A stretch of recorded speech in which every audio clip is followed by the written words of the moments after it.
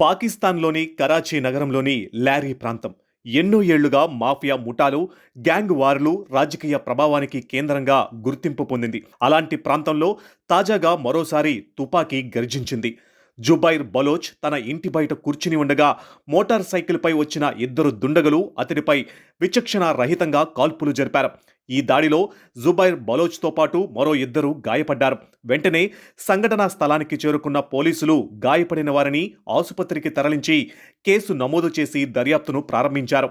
Zubair Baloch Karachi under వరల్డ్లో ఒకప్పుడు తిరుగులేని ఆధిపత్యం చెలాయించిన ఉజైర్ బలోచ్ సోదరుడు. ఉజైర్ బలోచ్ నాయకత్వంలోని పీపుల్స్ అమాన్ కమిటీ మొదట స్థానిక ప్రజల రక్షణ కోసం ఏర్పడింది.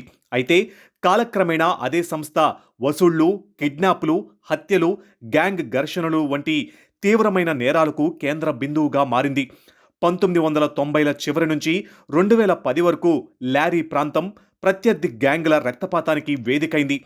ఆ ఘర్షణల్లో వందలాది మంది ప్రాణాలు కోల్పోయారు. తాజా ఘటనలో కూడా దుండగులు అసలు లక్ష్యం జుబైర్ బలోచ్ అనే ప్రాథమిక సమాచారం వెలుగులోకి వచ్చింది. కాల్పులు జరిపిన వెంటనే నిందితులు అక్కడి నుంచి పరారయ్యారు. ఈ దాడి వెనుక వ్యక్తిగత కక్ష ఉందా, పాత గ్యాంగ్ ప్రత్యర్థుల ప్రతీకారమా, లేక మరో కొత్త ముఠా హెచ్చరిక?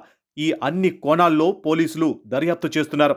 అయితే ఇప్పటి వరకు దాడి వెనుక ఉన్న కారణాన్ని అధికారికంగా నిర్ధారించలేదు. లారీ ఒకప్పుడు పాకిస్తాన్ వైల్డ్ వెస్ట్గా పేరొందిన ప్రాంతం.